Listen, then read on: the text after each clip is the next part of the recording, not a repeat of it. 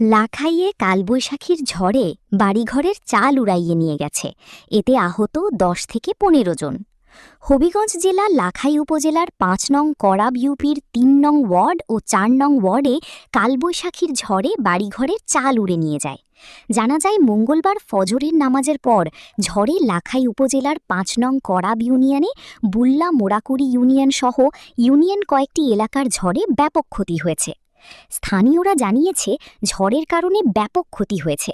উপজেলা প্রশাসন থেকে যদি কোনো ধরনের সহায়তা করে, তাহলে ক্ষতিগ্রস্ত পরিবারে আবার ঘুরে দাঁড়াতে পারবে।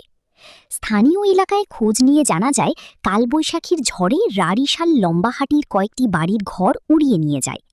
১৮ ঘণ্টার উপর এলাকাতে বিদ্যুৎ নেই। এতে ভোগান্তিতে পড়ছে সাধারণ জনগণ। স্থানীয় এলাকাবাসী আরও জানিয়েছে, কিছু ঘরে বৈদ্যুতিক লাইন এখনও রয়েছে।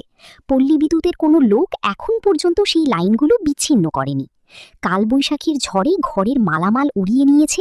বিদ্যুৎ আসে কালবৈশাখীর ঝড়ে উড়াইয়ে নেওয়া মালামালগুলো উদ্ধার করিতে হলে বৈদ্যুতিক লাইনগুলো উচ্ছেদ করতে হবে, নাইলে যে কোনো সময় বিদ্যুৎ আসলে লেগে যেতে পারে। এতে মানুষ হুমকির মুখে পড়ে রয়েছে।